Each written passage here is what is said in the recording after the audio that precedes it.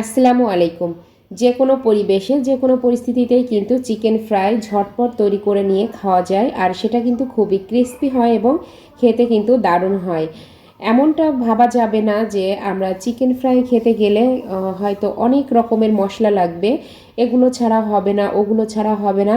আসলে এমন কিছুই না, এমন কিছুই না। তো আমি আজকে আপনাদেরকে খুব সহজে, খুব মানে একদম ঘরোয়া পদ্ধতিতে আপনাকে আমি চিকেন ফ্রাই তৈরি করে দেখাবো। আর এই চিকেন ফ্রাইটা কিন্তু কোনো অংশে কম যাবে না রেস্টুরেন্টে থেকে আর কি। তো এই যে প্রথমে দেখতে পাচ্ছেন আমি এখানে মুরগিটা ভালোভাবে ক্লিন করে নিয়েছি। তো এখানে আপনাদেরকে একটা কথা বলে রাখি, আসলে আমি ট্রাইপড আনিনি, যেহেতু এটা গ্রামের বাড়িতে করছি, মামার বাড়িতে। তো এক হাতে ভিডিও করছি আর এক হাতে কাজ করছি, এর জন্য হয়তো একটু কাঁপবে, মানে ভিডিওটা একটু কাঁপবে। তো সবাই কিছু মনে করবেন না। তো যে লেগ পিসগুলো আছে ওগুলো আমি একটু কাট করে নিয়েছি, আর হচ্ছে ভালোভাবে যাতে মশলাটা ঢুকে যায় আর কি। আর এমনি যে চিকেনের পিসগুলো আছে এগুলো আমি একটু চিকন চিকন লম্বা লম্বা করে কেটে নিয়েছি। একেবারেও পাতলা না, কিন্তু এটা দেখেই বুঝতে পারছেন নিশ্চয়, এটা তো আমি ভালোভাবে দেখিয়েই দিয়েছি। তো এখানে আমি সম্পূর্ণ 2টা লেবুর রস আমি এখানে নিয়েছি ভালোভাবে চিপে, আর এখানে স্বাদ মতো লবণ দিয়ে দিলাম। আর এই লেবুর রসটা দিলে যেটা হবে সেটা হচ্ছে চিকেনের যে আলাদা একটা স্মেল থাকে সেটা থাকবে না।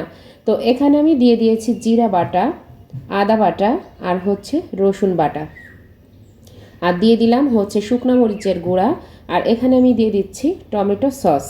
তো এখানে আমার কাছে কিন্তু সয়া সস নেই, ফিশ সস নেই, তারপরেও কিন্তু আমি এটা চিকেন ফ্রাই তৈরি করছি শুধু টমেটো সস দিয়েই। তবে এই সসটা দিলে যে মানে যে সসগুলো আমি বললাম ওগুলো যদি না দেওয়া যায় তাহলে যে খাওয়া যাবে না সেটা কিন্তু না, এটাও কিন্তু খেতে অসাধারণ টেস্টি হবে। তো এই চিকেনের সঙ্গে এখন এই মশলাটা ভালোভাবে মাখিয়ে নিচ্ছি খুব সুন্দরভাবে। তো এই পর্যায়ে আমি আরও একটা জিনিস দেব, সেটা হচ্ছে মাংসের মশলা। সেটা মুরগির মাংসের মশলাই হোক আর যে কোনো মাংসের মশলাই হোক, দিলে কিন্তু দারুণ একটা ফ্লেভার পাওয়া যাবে। তো দিয়ে আমি আবার ভালোভাবে মাখিয়ে নিচ্ছি। তো এটা ভালোভাবে মাখিয়ে এখন ঢাকা দিয়ে রেখে দিব 2-3 ঘন্টার জন্য সর্বনিম্ন, আর এটা কিন্তু রাখতেই হবে। তো এদিকে আমি শুকনো উপকরণগুলো তৈরি করে নিচ্ছি। তো এখানে আমি প্যাকেটের যে আটাটা আছে, সাধারণ যে প্যাকেটের আটা, সেই আটা থেকে এখানে আমি হাফ কেজি থেকে একটু বেশি হবে আটা নিয়েছি। আর হচ্ছে এখানে একটু মাংসের মশলা দিয়ে দিলাম, দিয়ে দিচ্ছি শুকনা মরিচের গুঁড়া, আর দিচ্ছি স্বাদ মতো লবণ দিয়ে হচ্ছে আরও কাছে যদি আপনাদের অন্যান্য গুঁড়া মশলা থাকে, যেমন জিরা গুঁড়া, ধনিয়া গুঁড়া, গরম মশলা গুঁড়া, এ ধরনের মানে যা থাকে আর কি, কালো গোলমরিচের গুঁড়া অথবা সাদা গোলমরিচের গুঁড়া, যাই হোক এগুলো থাকলে এগুলো দিবেন, তাতে আরও বেশি ভালো টেস্ট হবে। তো শুকনো উপকরণগুলো আমার ভালোভাবে মিশিয়ে নেওয়া হয়ে গেছে। এখন এই যে 2-3 ঘন্টা পর, অবশ্যই আমি 2-3 ঘন্টা পর আসিনি এখানে, মানে আমাদের হাতে সময় একটু কম ছিল, তো এটা 1.5 থেকে 2 ঘন্টা হবে মাখিয়ে রেখেছিলাম। তো এখন এটা এই শুকনো উপকরণে দিয়ে দিব। তো আমি প্রথমে লেগ পিস দিয়ে দিচ্ছি 2 পিস দিয়ে। আর দেখতে পাচ্ছেন আমি কিন্তু অনেক বড় একটা পাত্র নিয়েছি, এখানে কিন্তু ছোট পাত্র নিলে চলবে না, একটু বড় পাত্রের মধ্যে নিলে এটা সুবিধা হবে আর কি কোটিং করতে। তো আমি ময়দার ভেতর দেখতেই পাচ্ছেন কি করছি। আর এখানে কিন্তু আমি চালের গুঁড়া দিয়েছিলাম কিছুটা ক্রিস্পি হওয়ার জন্য, কর্নফ্লাওয়ারের বদলে আমি এখানে চালের গুঁড়া ইউজ করেছি আটার সঙ্গে। তো এই যে দেখতে পাচ্ছেন ভালোভাবে আমি কিন্তু চেপে চেপে এটা কোটিং করছি, আর এটা নিশ্চয়ই দেখে বুঝতে পারছেন, ভালোভাবে একটু খেয়াল করলেই বুঝতে পারবেন এটা আমি কিভাবে কোটিং করছি।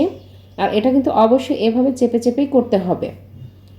তারপর হচ্ছে আমি হাত দিয়ে 2টা একসঙ্গে ভালোভাবে ঘুরিয়ে নিয়ে এখন এই চিকেন আমি একটা বাটিতে ভর্তি করে পানি নিয়ে একদম পানির মধ্যে ছেড়ে দিলাম। ছেড়ে দেওয়ার পর দেখতে পাচ্ছেন একটু বুদবুদ উঠছে, আর এই বুদবুদটা যতক্ষণ উঠবে ততক্ষণ কিন্তু পানিতে রেখে দিতে হবে। এখনও কিন্তু উঠছে বুদবুদ। তো এই পর্যন্ত অপেক্ষা করে তারপর হচ্ছে বুদবুদটা যখন থেমে যাবে তখন পানি থেকে তুলে নিতে হবে। আর পানি থেকে কিন্তু ঝেড়ে তুলে নেওয়া যাবে না, এটা জাস্ট পানি থেকে তুলে নিয়েই ময়দার ভেতর দিয়ে দিতে হবে এই পানিটা সহই। তো দিয়ে আবারও ময়দায় কোটিং করব ভালোভাবে। এভাবে আবারও চেপে চেপে কিছুক্ষণ কোটিং করব।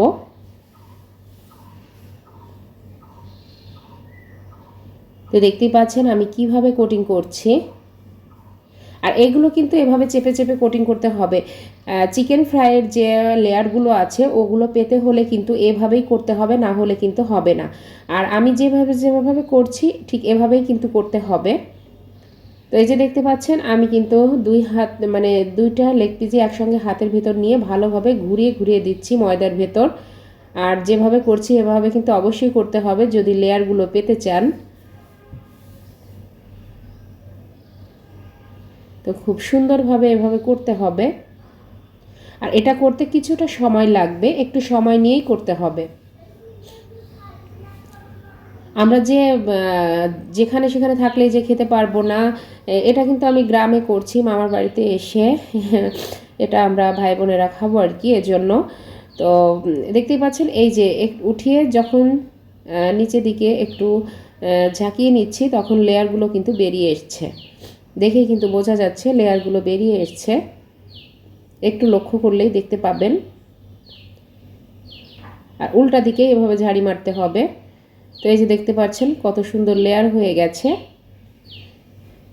তো আমি আবারও কিছুটা দিয়ে দিচ্ছি।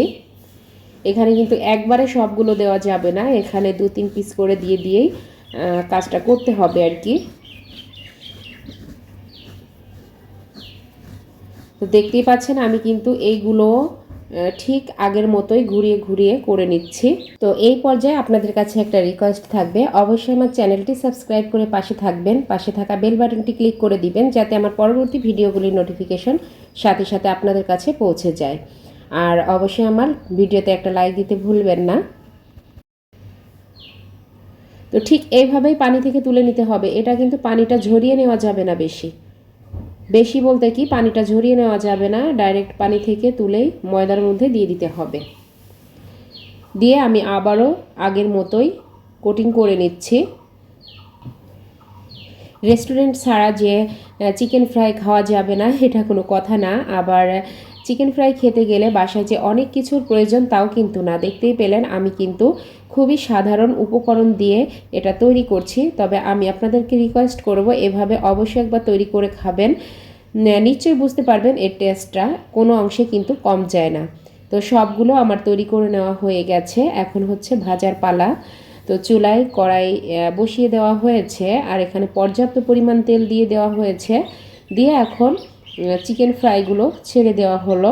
তো এটা এখন প্রথম কিন্তু একদম তেলটা গরম করে নিতে হবে, খুব গরম করে নিয়ে একদম ফুল গরম করে নিতে হবে। নিয়ে তারপর হচ্ছে চিকেনগুলো ছাড়তে হবে। ছেড়ে হচ্ছে প্রথম 2 মিনিট মানে একদম হাই হিটেই জাল করতে হবে, তা না হলে কিন্তু যে লেয়ারগুলো থাকবে এই লেয়ারগুলো বসে যাবে অল্প আঁচে হলে। তো এজন্য তেলটা ভালোভাবে গরম করে নিয়ে যদি চিকেনগুলো ছাড়া যায় তাহলে সাথে সাথে এই লেয়ারগুলো শক্ত হয়ে যায়। তারপর হচ্ছে জাল মানে চুলার আঁচটা একটু কমিয়ে দিতে হয়, মিডিয়াম আঁচে ভেজে নিতে হবে। তারপর হচ্ছে তাহলে ভেতরে ভালোভাবে কুক হয়ে যাবে। আর একবারে যদি হাই হিটে ভেজে নেওয়া যায় তাহলে কিন্তু উপরে পুড়ে যাবে কিন্তু ভেতরে কাঁচা থাকবে। তো প্রথমগুলো আমার ভেজে তুলে নেওয়া হয়ে গেছে, আমি দ্বিতীয়গুলোও ভেজে তুলে নিলাম। তো আমি যেভাবে বলেছি ঠিক এভাবেই ভাজতে হবে। তো এই যে দেখতেই পাচ্ছেন চিকেন ফ্রাইগুলো কত সুন্দর হয়েছে আর কত লোভনীয় হয়েছে। আমি গ্যারান্টি দিচ্ছি এভাবে যদি আপনারা একবার তৈরি করে খান তাহলে কিন্তু বারবার এটা তৈরি করে খাবেন। আর এটা কিন্তু এতটাই সুস্বাদু আর এতটাই মজার, এতটাই ক্রিস্পি। আমি গ্যারান্টি দিচ্ছি আবারও আপনারা কিন্তু এই চিকেন ফ্রাইটার প্রেমে পড়ে যাবেন জাস্ট। তো আর ভিডিওটা লম্বা করব না। তো ভালো থাকবেন সবাই, আজকের মতো এই পর্যন্তই। আল্লাহ হাফেজ।